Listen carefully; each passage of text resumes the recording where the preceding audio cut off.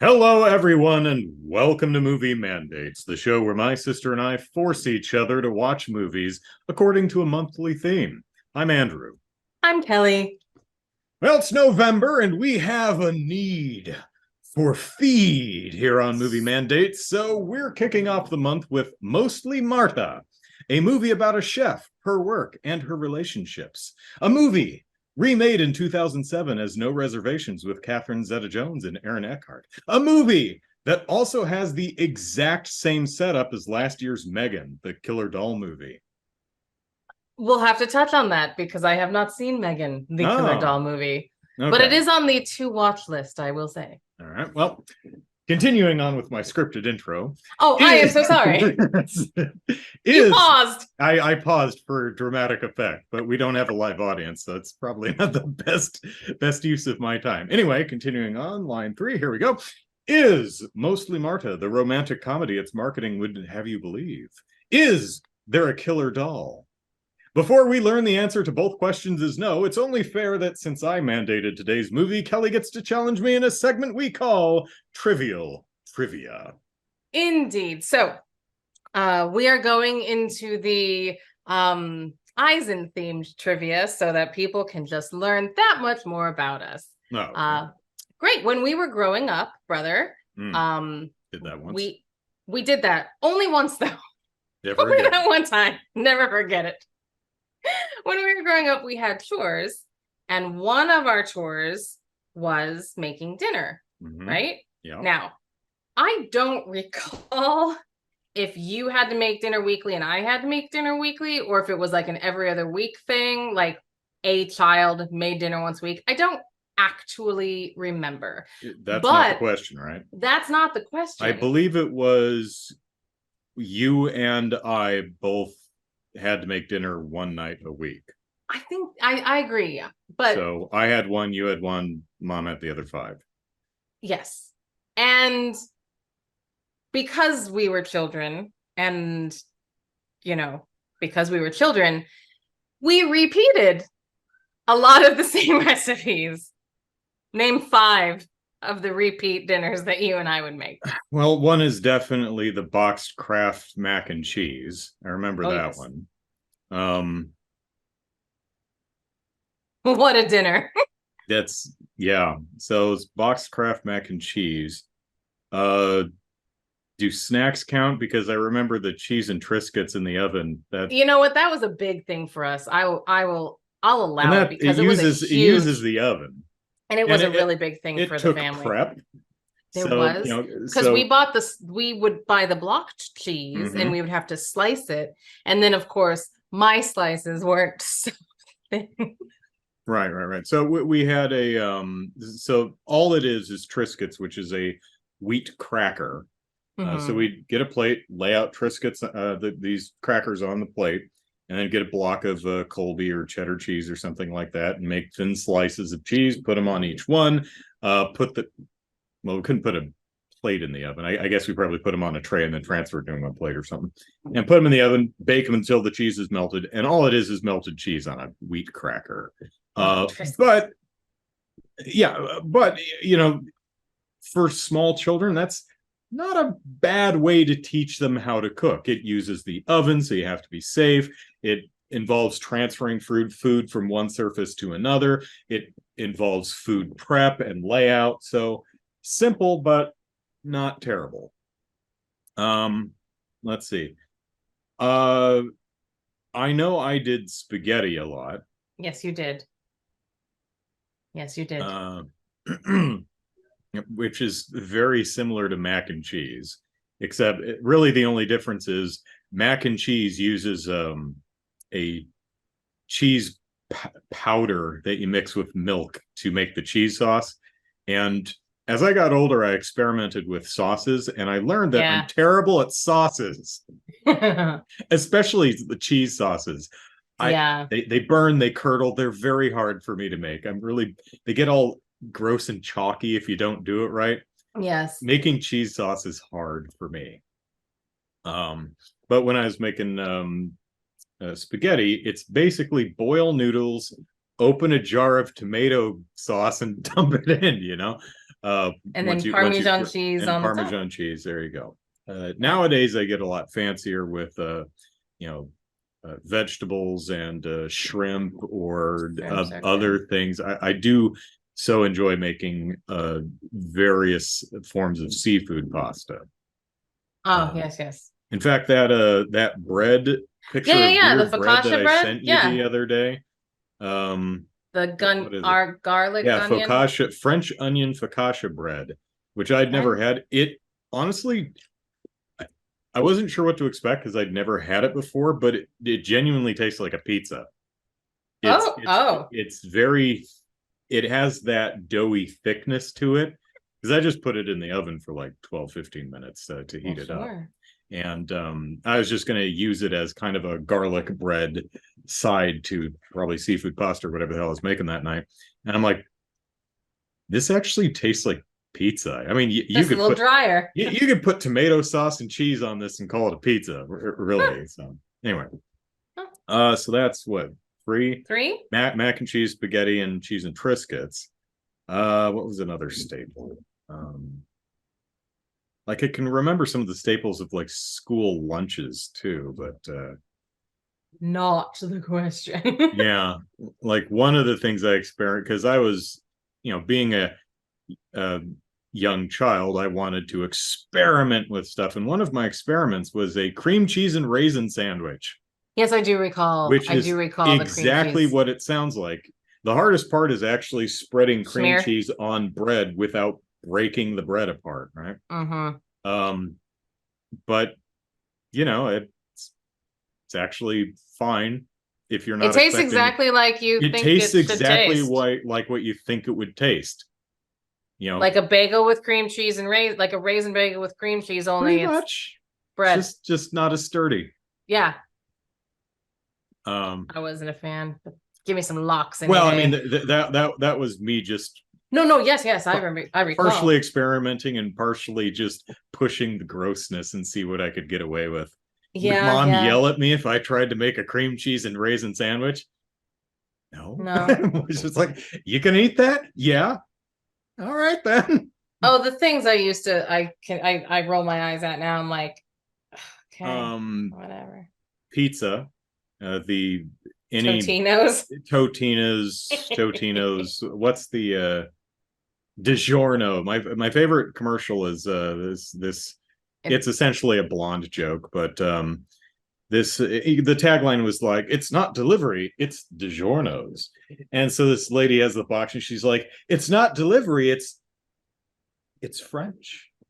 I do remember that. That's really funny. I do remember that.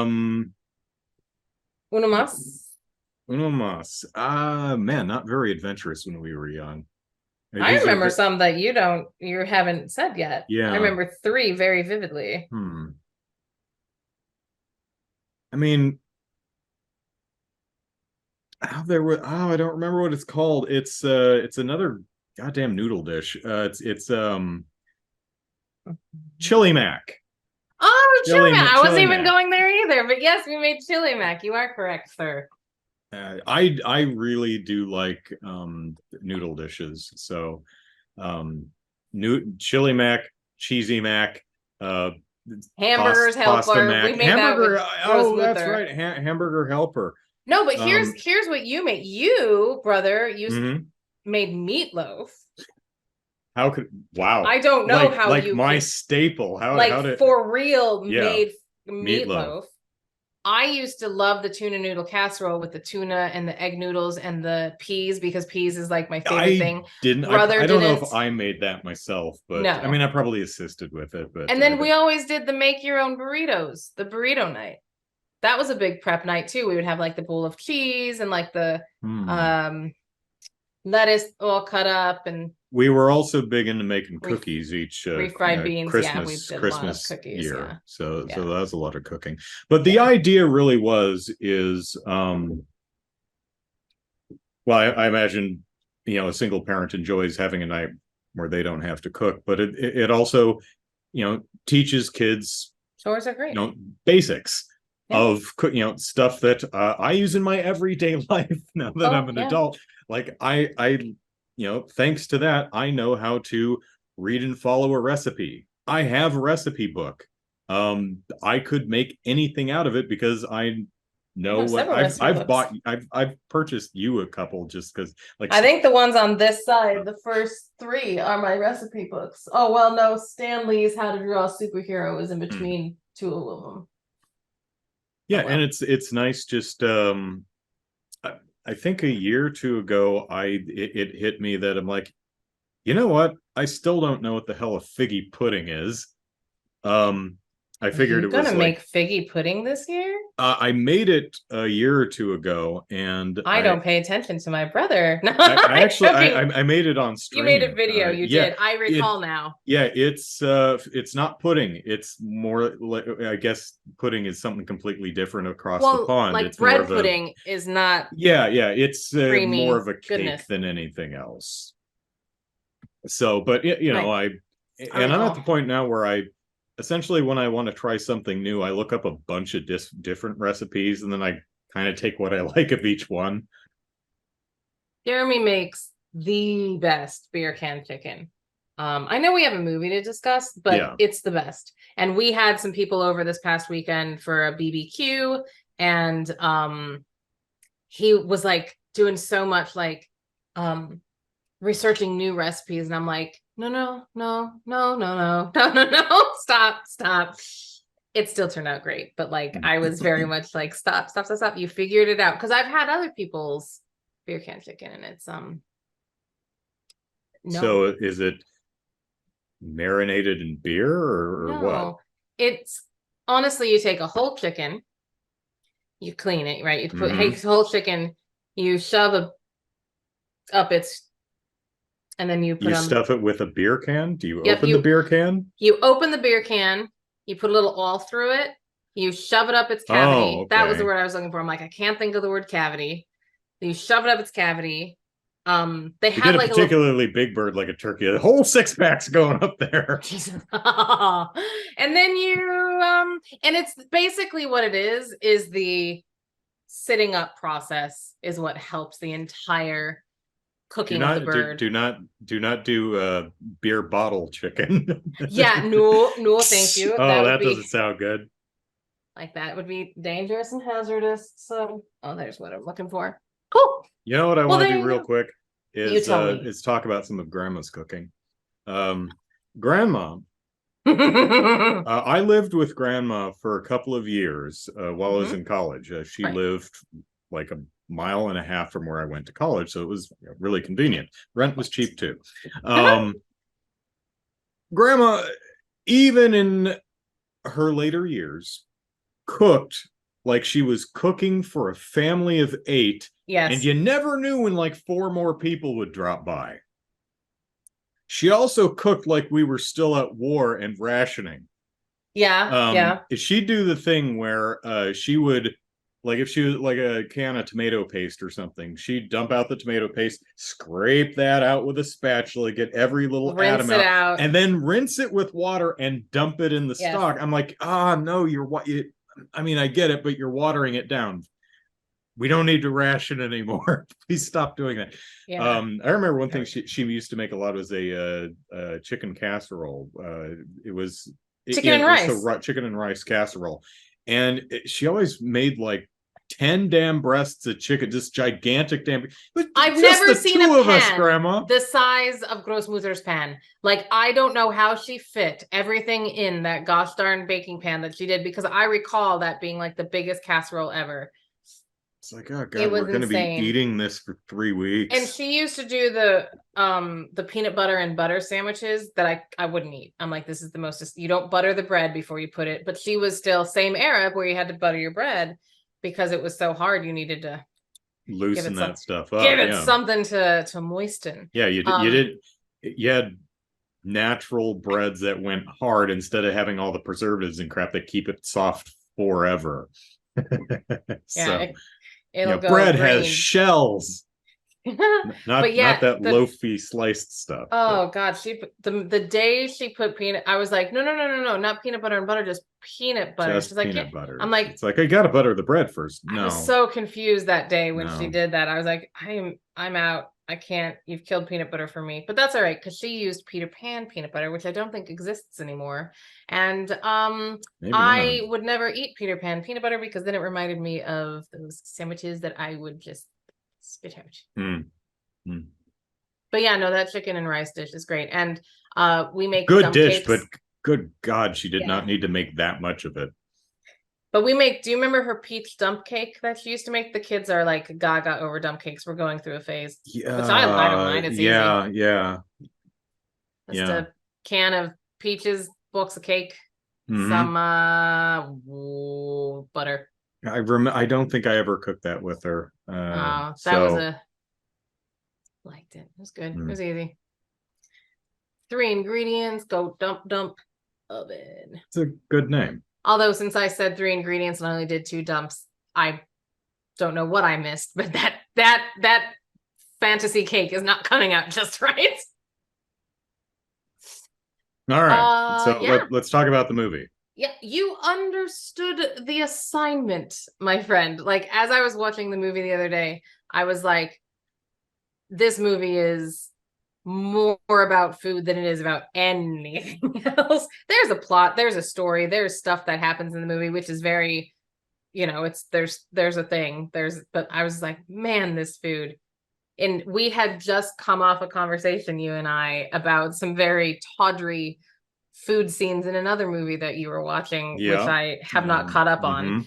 But so I watched this basically after we had that conversation, and I was like, starting to get uncomfortable. I was actually going? I was actually Where is fearful this we were going? going to have a Tom Popo-esque food sex scene with food. I'm like, oh no, I don't like where this is going. So I had a little bit of stress. Everything was fine, friends. Yeah, it was fine. Yeah, but so Mostly Martha is a German film. So I want to tell you, because as you know, I chat with friends about the movies which we've picked. Mm-hmm. And did you watch this one with anyone or? No, I watched it with myself. Mm-hmm. I might be the one who I like subtitles. I don't like dubbing. Yeah, I might be. I'm in the okay. minority with that. So these kind of movies. Yeah, I prefer the original language, and yeah, me too. I probably don't speak the original language unless the original language is English. So here's what I learned about the movie. Mm-hmm. Is I don't know a lick of German, because when I'm watching a Spanish film, mm-hmm. and I'm not professing knowledge of Spanish. I have an a priori knowledge of Spanish as we took it a while ago. I would like to relearn it. I downloaded Duolingo. It has been sitting there on at least I've downloaded it. Yeah. The point is I'd like to relearn it. But when I watch Spanish cinema, I can pick up because I know the words. I know the separation of the words. I can hear some of the words, especially when I'm reading it. The verb conjugation rules. Yeah, especially when I'm reading it, I'm like, oh yes, okay, I know where the word. It's great. This film, I'm like, I don't know German. I was like, wow, it's so interesting to watch a film because I watch mostly. There are a few English words, or there are words phrases that have either a Latin or a German root that we use in English. So right, but like if you've ever seen the film The Experiment, the German title is Das Experiment. So right. But yeah, it's just one of those. Although Das Boot is not about a shoe. No, it is not. No. Nor a trunk. There are shoes in it. I'm sure. Yeah, trunk. Okay, that's not what we call them, but other side of the pond. Yeah, they. But anyhow, which is funny because we always say, "Oh, those people on the other side of the pond." They always give stuff funny names. It's like, no, they were there first. Oh yeah, at least that language was there first. Well, not just that, but Native American is an asshole. We had words for this shit before you got here. Yeah, I don't know. It's trunk, boots, lifts, elevators, all the things. I get right. Trainers. H back in herb. There you go. Yeah. Trousers. I'm wearing trousers instead of pants. True. But that just sounds posh. And then I want to be like, I'm wearing trousers. And then pants being underwear. Yes, yeah. So if you go out in your pants, whoo, You're gonna get cold. So Marta is quite an interesting character. She is a very Before we start, did you watch the trailer for the film? I did, yes, because I think I Okay. watched it after you told me about it because it is. Here's the story I was on. It is I was not the romantic comedy that it's marketed So first as. off, it is not the romantic This comedy. is a drama. There's This is a humor in full-on it. drama. There are jokes. There is humor. It is not a romantic comedy. No, it's not. However, the trailer is so similar to even the trailer for No Reservations. And I'm really curious if No Reservations is the romantic comedy that the marketing for Mostly Marta promised, or if it's also just a straight. I don't know. I have a feeling it probably is. I would agree with you. Just I don't know. I would just agree with you that it went the true romantic comedy way. Yeah. And this one's a family drama. But I will say, what I will say is when you told me about this movie, 2 weeks ago, and you told me it was the original No Reservations, and you explained the scene with Catherine Zeta-Jones, it all came, I was like, yes, I know exactly of what you speak. This makes sense to me. However, I have since told a few friends, like I said, and then I stopped talking. I have told a few friends like what you had chosen, and I said, oh, it's the original of No Reservations. Do you remember? Not a single person has any recollection of No Reservations. I'm like, dang, that movie didn't do well because not a blip on the radar. Did you try describing a few moments from the trailer for them? Indeed, I did. And they still didn't remember it. Yeah, no, they were like, I don't know. And I'm like, huh. Because I watched the trailer for Mostly Marta. I'm like, I've seen these gags before, isn't there? And I had to do a little digging. I'm like, oh, I remember this. Yeah, I never saw it, but yeah. I don't think I would have pulled the name No Reservations out of my head. Nor would I. I might have pulled, like Catherine Zeta-Jones and Aaron Eckhart out of my memory, but not the name of the film. Yeah. It's a pretty, I do like the name, No Reservations. It's a good name. Especially because I don't know why I was doing that. I think it's that. I don't know. That's because like Mostly Marta, I get it in a way, but I also, it's very, I don't know. Maybe the title wasn't totally for me, but that's okay. The movie wasn't. It's probably not its original title. It's probably there's probably an original German title. Although I will say, and I know we haven't even started talking about the film, but in the preview, it does say, it says, a little bit of this, a little bit of that, but mostly Marta. And I'm like, oh, well, that's clever. So like that I find clever. I was like, good for you. Good for you working that in. Every time I move this chair, I think I'm going to run over the cat because she really likes to lie under wheels.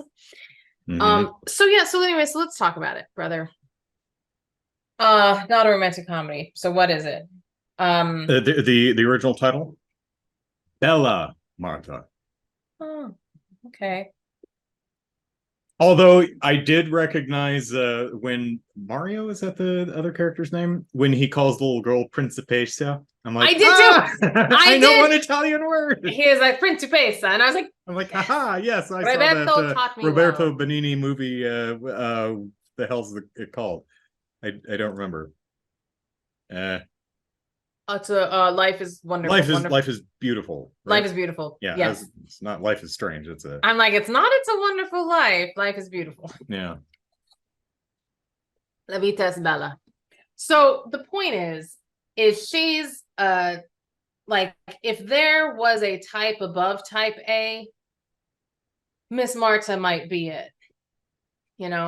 She's very high strung. She's a perfectionist. And because of this, she hasn't really left any room in her life for life. Right? How old do you think Marta is? 30s? 30s somewhere. Yeah. Okay. So like she's in her early 30s. She's in her 30s. I would say early-ish. Great. She's a head chef at a restaurant. And let me tell you, like, those I have not. So she's a French chef. I cannot believe I In a cannot German recall restaurant, in a movie with an Italian title, with an Italian chef who comes in, who I think was dubbed, because I don't know if the actor didn't speak German that great, but he looked like he was dubbed to me. I missed. Really? I couldn't find in the credits. I didn't rewind. I just watched it once. May have missed it, but he came off. It sounded like he was dubbed, but I'm not sure. Interesting. May have just been a few spots of poor ADR. I'm not sure. But yeah, so she has a sister who has a daughter. That's what we're assuming, right? Is that the girl is technically the niece, even though there's never an auntie Marta moment? It's her sister who dies in a car wreck, and so she takes over the custody of her niece, which again is the exact setup of Megan, the Killer Doll movie. Oh, okay. So you have a single childless, career-driven, somewhat antisocial woman whose sister gets in a car accident, dies in a car accident, and she gets custody of the child and is trying to balance her work and life relationship to be a new mom for this kid. It's exactly the same movie. Just one has a killer doll in it. Yeah. Very interesting. I'll have to watch Megan now. Interesting. I actually didn't like Megan. I thought it was Megan, the killer doll, is very cool, great design, great performance, but I don't think the movie's very good, which is surprising because most people seem to really like that movie. People liked Smile too, and that was a raging pile of feces. So, but anyway, Bella Marta. Bella Marta. So yeah, she's so Bella, right? So we set up the movie. Who's Bella? You are. You's Bella. You's Bella. So we start the movie in a therapy session. Yes, her therapy session, and she's like, yeah, going over recipes with her therapist, and he's like, "Why are you even coming here?" And she's like, "It's been mandated by my boss because I'm so high strung." So like, she can't even do therapy. Like she is so high strung. The woman can't even do therapy. Like this is basically the whole idea. So, and then fast forward to the sister dying in a car accident. Now she has a kid. So we've established no life, can't handle anything outside of box. Now 8-year-old child comes in, and then so I'm gonna go on a tangent now, and then you can fill in later. There are 3 men in this movie. One is the psychiatrist. Yes. One is Sam, the neighbor who lives either downstairs in the flat or not. He's the flat under hers, yeah. Yeah, right downstairs. And then one is Mario, who becomes the sous chef, replacement chef for the pregnant girl, but also when Marta goes crazy. He's the pinch hitter chef. There's what he is. So there are 3 main gentlemen in this movie, which is excellent for a movie because it is. And I guess Giuseppe is the 4th, but he, her biological father. Right. But yeah, he's at the very, very end. But so good. So it is a movie mostly about Marta. However, mostly. Sometimes there's there's some other stuff in the movie, but it's mostly Martha. But mostly Marta. And here's the thing about it. I felt very romantically confused by this woman because so at the beginning, she's with the therapist and he's very therapist-y. That's a word. He's therapist at me. He is. I just thought of that. It doesn't apply to the movie at all. I just thought of that. It's just very funny. I am therapist. I'm going to have to find some context to use that. This is all true. So, what do you call an angry shrink? A therapist. A therapist. So no, but here's the thing. By the end, their relationship becomes, to my perception, semi-uncomfortable in that I feel like he's her and her therapist. Yes. In that I feel like he's quite intrigued with her in an unhealthy for a therapist sort of a way, but she doesn't seem to be in on it. Just they got very close very awkwardly, and then there's Sam, Well, it's who is clearly not a doctor-patient relationship. right, because she does Because make him food and she's essentially like tutoring him in cooking. correct.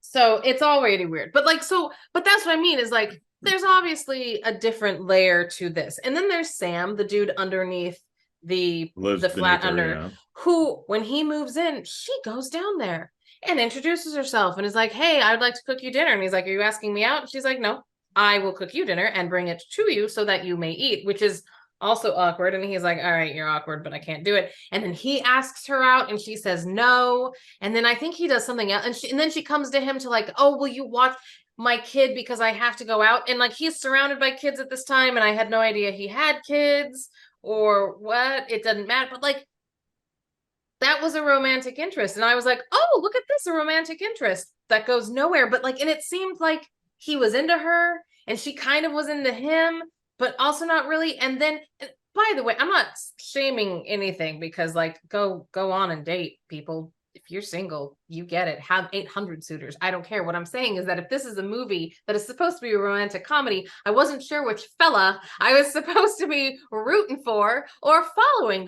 because then you have this Italian chef who comes in and gives her a little bit of the "oh, I'm Italian" moment and is very over the top in Personal things. space. None. I know not of what you speak. Right? Holy crap. I was like from go, I'm like, dude, you better have a mint. Like that's just a courtesy. Yeah, very, very up in your face.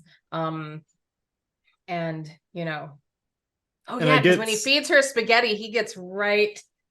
So my that's my thing is like I this romantic comedy that didn't turn into a romantic comedy gave me three suitors who are you kind of enjoy. They're all pleasant looking gentlemen. They're all established gentlemen with very interesting careers. Like you have this therapist, you have the whatever the dude downstairs does. It was pretty important. He said it and it went over my head, but whatever. But like but like they all are. So I'm like, yeah, this is great. And nothing, architect or something. yeah, but like nothing ever really, it's always just simmering. Nothing to me ever seems to boil. Nothing sizzles. Nothing fully, you know, erupts into emotion and then at the end, post-credit scene wedding, or not post-credit, but like credit scene wedding. And I'm like, wait, huh? Someone's married? It was a very unsatisfying love story. Maybe because it wasn't a love story. Yeah, it's a character drama. It's not a rom-com. So my issue with the film, which I didn't like, but I didn't dislike. I'm with you. Fine. I'm with you. I sat 100%. Through it. It's all right. I can't say I liked it. I 100%. I did not like it. Let me start out with some good things. Thematic awesomeness. Food looked good. This movie made me hungry. The whole time I'm just like, he understood the assignment. Good. Whoever the actor is who plays Marta is great. Love her. I really enjoyed her very naturalistic performance. She's not an actor. She's an actor. Yeah. She just exists as the character. And it's great. Really, you know, yeah. whether she, like when she answers the phone, you don't hear the other end of the conversation, but you instantly figure out that someone died. Right. And she doesn't start crying. She plays it in a way, it's very subtle. She doesn't scream or cry or dry heave or right. She's just listening to the other end, but you can tell from her, she uses her body language in a way that you can feel her blood pressure go up. You know, you can almost sense her starting to sweat and shake. You know, right. It's a wonderful performance. Great performer, whoever she is. You want to know what nuanced moment of hers is my favorite is when she puts on her apron. It's like a ritual. You can feel it with like Marta, the character. She puts on her is a thing, and this actress just really, because she does like 2 or 3 times. I was like, that is a I was going like, for that character. Are you going for a specific? No, but every time she goes in, and puts on the apron. It's a very deliberate act. Another thing I like about the character, and the actor's performance is great too, but I really connected with is her need to every once in a while just go hang out in the freezer for just a couple of minutes, just to just to Because you get can away from imagine people. how hot and like just Well, it's hot in the kitchen, but also I do that when yes, when I'm in exactly. company. Yeah. I will disappear for just 10 minutes. I'm just in another room or outside. I just need a moment because I get Yeah. overwhelmed with if there are too many other people. Yeah. And she does too. She just needs a break, and she takes it in the freezer, which is a fine place. I like that. Um, the jokes that were there were actually funny. Yeah. Everything in the which is everything in the trailer. So someone watched this movie and went, I have no idea how the hell to sell this. All right, take every funny bit and make a trailer and sell it as a rom-com, which they did. You know, when she Yeah. accidentally lights her apron on fire, when she stabs the steak into some guy's table because you want it rare, here it's bleeding. Um, so lots of good stuff. Oh, the Mario's, his performance is fine. Yeah. I liked all the the little side characters in the in the kitchen, I and liked her pregnant sous chef. She's a sweetheart. Like, mhm. yeah, she And the other lady who's one of the busters who goes in and out of the kitchen with the food and the orders, who's a bit potty mouthed. She's fun. So there's a lot to like about this movie. Here's I'm going to levy at this film the same criticism I had on one of our earlier movie mandates, and I don't remember which one it was. It might have been Igby Goes Down or Fantastic Woman. I don't remember which one, but one of my big problems with this movie is its flow. It doesn't have a consistent narrative flow. It feels more like a series of scenes. yeah. Well, I know summer school was definitely like that. Igby was pretty much like that. Apparently I picked those series of scenes. Yeah, not a lot of connective tissue. There's like three scenes that just fade out at odd times. It's like, oh, well, okay, Next. I guess this scene is over. It didn't feel over, but we're fading out. So, okay. Yeah. Um, Yes. the editing is not great in a lot of spots. As an example, the when Mario comes over to have an Italian picnic with Marta and the 8-year-old, they make the little picnic spread on the floor and they sit there, and the next like 8 consecutive shots of this scene of them enjoying their picnic are the food and Mario, and then the food and Mario, and then the food and Mario. I'm like, what happened to the other two characters? Are they enjoying the food? Are they having fun? Are they nervous? Are they mad? Are they sad? Are they about to puke? Did they leave? Are they still there? Did they die? Where are the other two characters? Why is this scene edited like this? It's so weird. I mean, it Yeah. eventually does move over to the other characters, but the first 6 cuts or so just go back and forth between Mario and the food. I'm like, what is this choice? Another example is there's a montage in the center or so of the film where we're going to work and we're bringing the kid to work, and then we work until late, so we bring the kid home and we both crash, and then we both oversleep, so then we're late to Right. We're school, and always late to school. that's Yeah. this montage showing what life is, what their routine is. Right. The problem is it's ordered in a way that, while you can figure out what's going on, doesn't make any sense, because you have the them in the kitchen and the kids there, and then Marta is with her pregnant friend in the market who goes into labor, so she calls for an ambulance, and then she goes home, and then she's like, oh shit, I gotta pick up the kid from school. I'm like, See, I oh, had is this another day? I guess it's another day.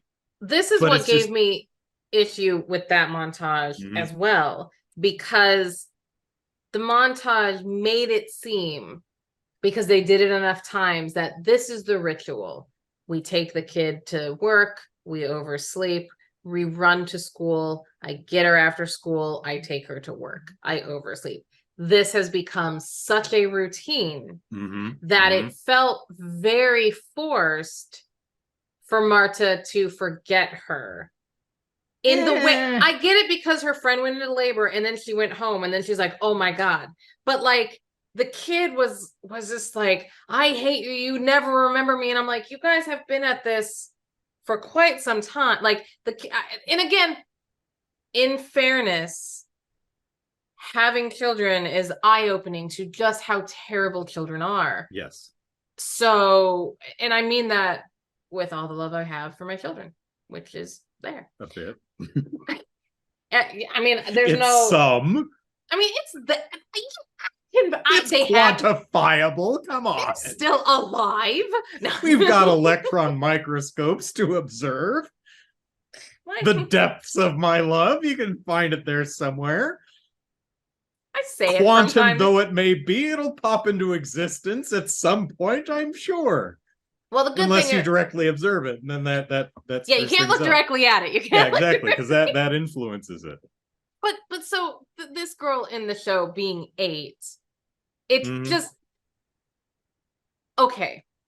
Can she forget her because everything else went to that day? Sure. Is an 8-year-old going to be crazy like that? Sure. Then maybe what my problem is the same problem you have, in that it was poorly placed. That is not the time to make that after you've just established that we're doing okay right now and everything. Like it shouldn't have been in the same package scene. There's no flow from scene to scene. I mean, like when Giuseppe shows up, it's like, oh, I guess I'm going with Dad now. It's like, would you though?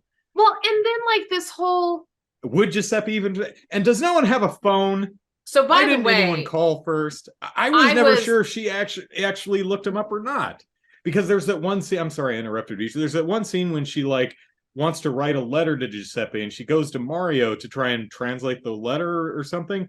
And then he's like, and she's like, hey, if anyone asks, you're a friend of a friend. He's like, dude, I'm not doing it for a lie. And then it just fades. It's one of those things that just kind of stops. Yeah. And it's never brought up again. So I don't know if they actually resolve. I guess they did at some point. I guess they did, because Giuseppe shows up. He shows up and he's like, oh, hey, the kid I never knew. Sure, I've got 2 more back home, so it's fine. Yeah, so a lot of it was very weird. You think he would have called first? Hey, okay, that's fine. She would have gone and checked out the place, or at least talked to him on the phone, or maybe the other mother would have come to be like, oh, we're bringing a kid into our life or something. There's a whole bunch. It's so weird.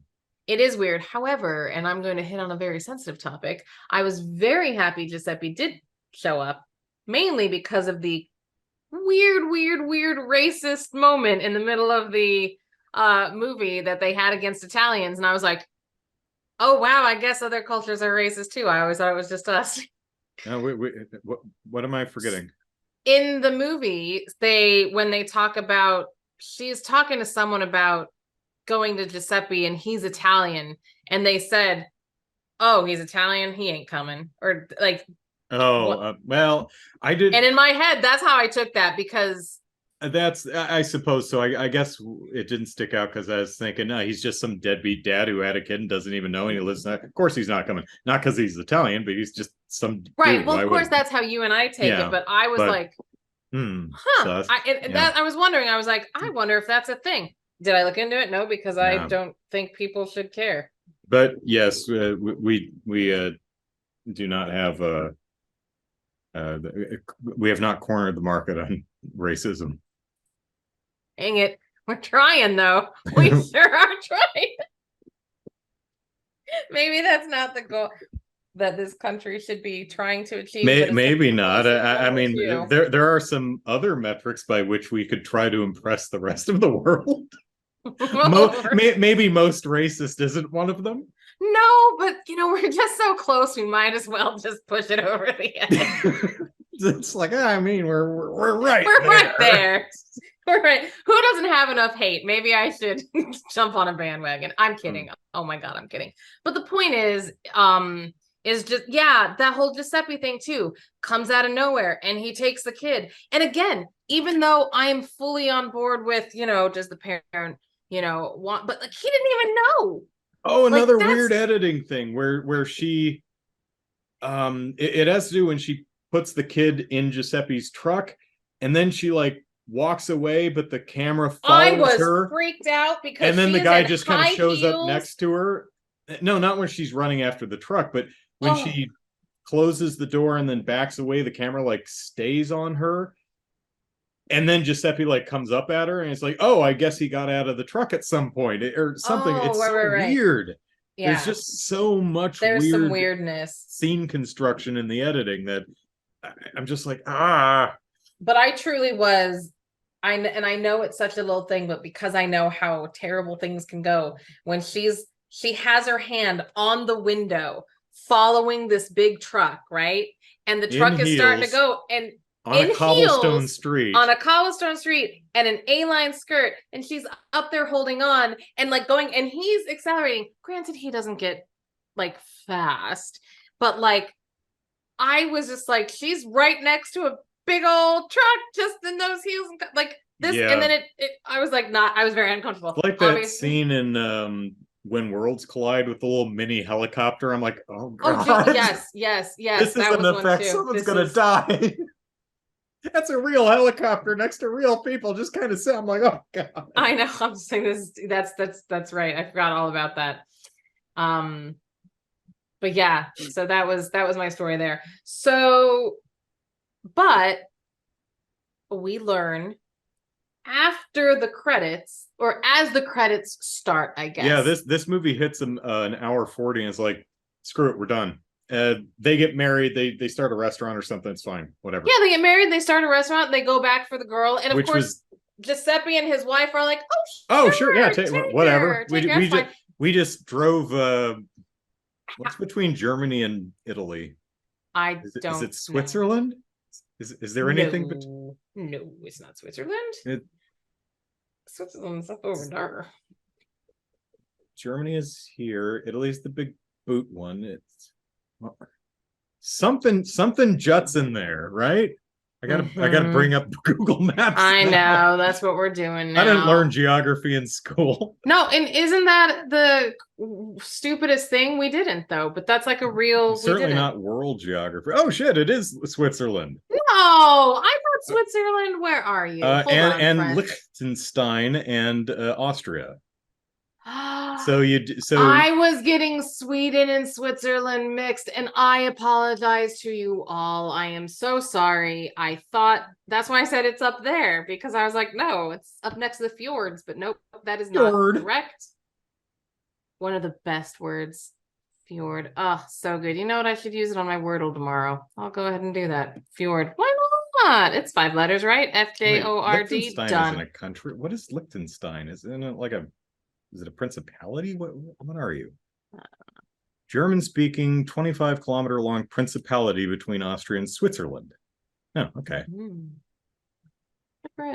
Okay, so anyways. But it's in big, bold letters on the map I'm looking at between Switzerland and Austria. I'm like, Liechtenstein. I'm like, is that a country? I don't remember it in the Yakko song. The Yakko song. United States, Canada, I do, Mexico, I Panama, do. Haiti, Although I think there's been a lot of that's been a while ago. There's been some there's been a few changes. Yeah, it's been judging with the map. Then almost 25 years or something like that. So things change. Yeah. There you go. Oh my goodness. Yes, this is all true. So at it's weird because at the end of this movie, she like. That whole stab this raw steak into the table, that's the end of the movie, and she quits her job. I'm like, whoa, wait, what? Why? Yeah. And then she's like, you need to help me. And he's like, good to see you too, because she was really kind of rude. But why? I forget already. It's been 2 days. I feel sorry for Frida or whoever the name of the woman is who owns the restaurant. Did you see her at the wedding? I didn't spot. I was looking for her, but I didn't spot her. Some of the other people from the restaurant were there. I did not. It was just, there was so much, and it was. But man, like, she left Frida in a lurch. Yeah, she did. She's out 2 chefs now. Yeah, because she took Mario. and apparently starts her own restaurant, which is something that she never indicated she wanted to do. Okay, and they got married. I think they got married. Pretty sure. I think they did too. That's what it felt like, or I thought was trying to get across. I think, right? There was no one else. Pretty sure. I mean, they don't actually show the ceremony or the vows. They're just both in white outfits. Yeah, and then they show a casual reception party. Yeah, like a little party. So but I'm like, I guess these two got married. I thought the same thing. I was like, and then she criticizes her therapist for using the wrong sugar in his cheesecake. Holy crap! Right? Very weird ending to the movie. It feels like it got to an hour 40, and they're like, done. It was like, okay. It was. There's a lot. So anyway, if we didn't make it clear, she and Mario drive all the way to Italy, crash Giuseppe's. Again, no one has a phone apparently. Yeah. And just drive up on him and say, we changed our mind, taking the kid back. Okay. And like they're playing with other kids, and the other two kids that Giuseppe obviously has. Yeah, apparently he's since got married and had 2 kids. Yeah. So all right. Makes sense. Yeah, it was, but again, and I felt exactly the same way you feel about it. I didn't like it, but I didn't there wasn't really much to, I mean, obviously we've talked about what there's not to like about it, but like it was a well done movie. Like a lot of the choices were good. The story was fine. It's, the story was different than what I was looking for, but oh well. I've seen it. Yeah, I'm more upset with. I try not to get upset with movies for not being what I thought they were going to be. I try to judge them by what they are, and that's whoever edited the trailer's fault. That's the marketing department. Oh, and I do get pissed when, as long as the movie's good. I'm still angry at being like Tarantino's film, something Bastards, Inglorious. Thank you. Still Inglorious. Inglorious Bastards. Love that film. That was sold as a men on a mission movie, like Dirty Dozen or something like that. Sure. That is not what that movie is at all. Sure. It's not even really about the titular bastards are not the protagonists of the film. They're not the main characters. Shoshana. Yeah, exactly. Great film. Love the film. Still prickly about how it was marketed. Stop lying about what your movie is. Yeah, God darn it, Twister, where is that tire? Where's that tire? Well, they're remaking Twister. What? They're calling it Twisters because there's more than one. I'm like, there was more than one in the first one. We got sisters. Did they not watch the first one before they went ahead and gave this? It's like there better be a tire. That tire better be in the movie this time. I swear to God. That is a very famous tire. At least if they had any, like if they could, they should just because it's a famous tire that isn't in a movie. Yeah. At least they didn't cut out the cow. Another cow. No, I think that's the same one. Swimming in the air. Twister's actually a fun movie. I like Twister, and it's endlessly quotable. One of Bob's Road. Bob's Road. Are you sure? Yeah. A rabbit is good. A rabbit is wise. Oh, and then they're like, we're doomed, or they all say something different, but it's the Philip Seymour Hoffman. All right, what were you saying, brother? That's it. It's an okay movie. It's got delicious looking food and an impressive lead performance from what's her face who plays Marta. And I'm mad at whoever cut the trailer because they lied to me. That they did. But I remember when we picked this theme, at first we were both like, I don't know, are there movies that could be dedicated so much to food? And you win, so hopefully I do too. Okay, so Need for Feed Month continues. Mandate a movie. Chef? Oh, you know it. I'm gonna think of his name. John Favreau. Yay! John Favreau.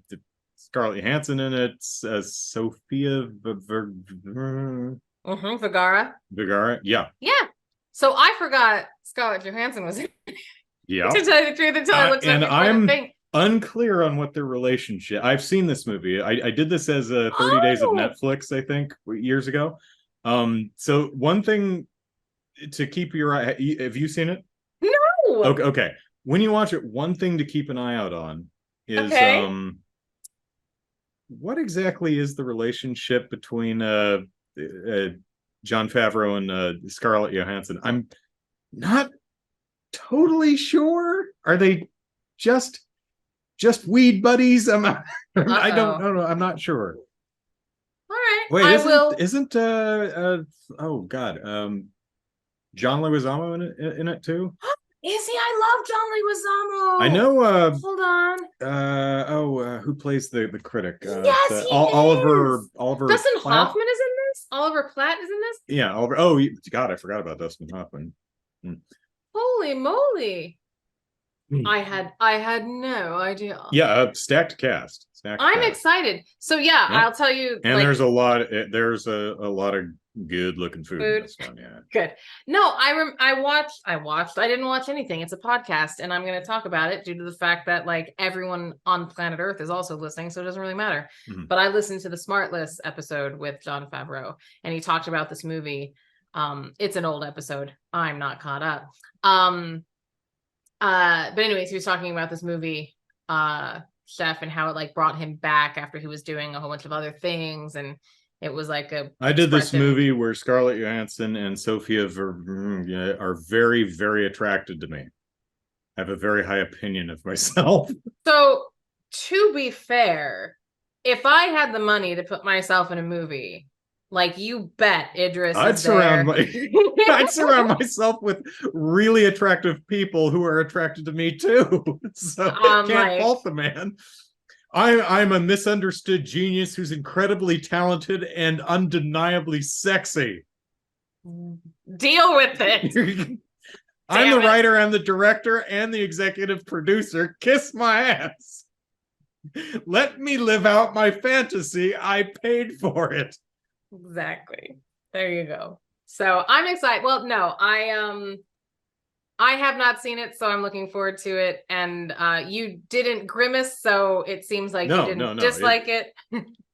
So no, I'm looking forward to seeing it again because I think that's 7 years or something like that. So, but when I did that, was a while ago. I think it was 30 Days of Netflix. That's that series that I did. So I remember that series. I don't remember all 30 movies, but I do remember that series. I could have been 31. I don't remember what month I did. It definitely wasn't February. No, it must have been it because it's called 30 Days of Netflix. So it must have been. It would be very odd to do it in May or something where there's 31 months or 31 days. So there you go. So all right, that is it. Let me grab my ending spiel here. Okay, actually, let me put in chef here. So chef, there we go. So you know what to say in the outro. That's right. Okay, outro. Today's episode may have come to an end, but our need for feed continues next time with Kelly's mandated movie, Chef. If you'd like to watch it too, check out the description to see where it's currently streaming or available to rent. 7 years ago, it was on Netflix. Who the hell knows now? I know now, but depending on yeah, I mean, in November. This will air months after we record it, so who knows where it'll be at that time. Anyway, until then, you can watch Movie Mandates on YouTube or listen to it in podcast form on iTunes. And if you enjoy the show and want to help us reach a wider audience, engagement is key. So if you're watching on YouTube, like and comment. Listening on iTunes, rate and review. Much obliged. With that, I'm Andrew. You can follow me on Twitter at Andrew Eisen. And I'm Kelly. You can follow me at Get Isengard. And I just posted my first tweet. Yeah, now there's something to follow. A year later in our podcast. I mean, by the time this airs, Twitter may not exist anymore. We'll have to. This is very true. We need to keep our eye on that. Or Substack notes or Instagram threads, which just as we record this, Instagram threads I think launched yesterday. Oh man. And I'm not paying for check what a mark, crappy so much stupidness. Seriously, what a crappy world we live in. We live in where we have to root for Mark Zuckerberg. You know, it's like, damn it. I hope he appreciates the fact that the only way that anyone would ever see him as a hero or a good guy is compared to one of the literally worst human beings on the planet. So good job. But man, are there any like good rich people? You know what I should do though? Like the only company I can think of who's even decent at performatively being good is Ben and Jerry's ice cream. God, I love them, and like, they're delicious. They could be like cynical, horrible people, but at least they give off the perception of not being horrible. Right. Here's the thing. I feel like if you have a lot of money and you're nice, we don't know because you don't care. That's the difference. Like these people, these moguls that are assholes, they're assholes in the spotlight because that's what they're after. Well, they don't, yeah, there's tons of people who give to charity and sure, but a lot of the ultra charitable stuff is done explicitly for like tax benefits and stuff. Sure. Or because it helps some other business that they're into, like, oh, I gave this much money to this organization, which I actually own through a different thing. It's like, I'm not saying that they're not that way either, but if you think about it, if they lack the narcissism, if they're not trying to make it a huge thing, and the narcissism is what's going to bring you to the upper echelon of assholiness. Yeah. I mean, you have aggressively awful people like Musk, and then you have people like Bezos, who's still an awful human being, but he's awful in the sense that he just doesn't give a shit about anyone else, right? And particularly which is surprising because I would like to think that if I made $1 billion off the backs of everyone else's labor, that I'd be particularly thankful towards the people whose backs I'm standing on. I would like to think so. I don't know. I'm not rich. Maybe that would. But hey, you know what? If you all donate to the Patreon, maybe we could figure out what kind of a rich person brother would be. Donate to my Patreon. Support me on Patreon. Make me a billionaire, and for science. For science. For science. Gonna be the first non-asshole billionaire. Okay, lofty goals. Let me get the rest of this outro. We hope you've all enjoyed this episode of Movie Mandates, and we'll be back soon with another mandated movie. Bye, everyone. Bye.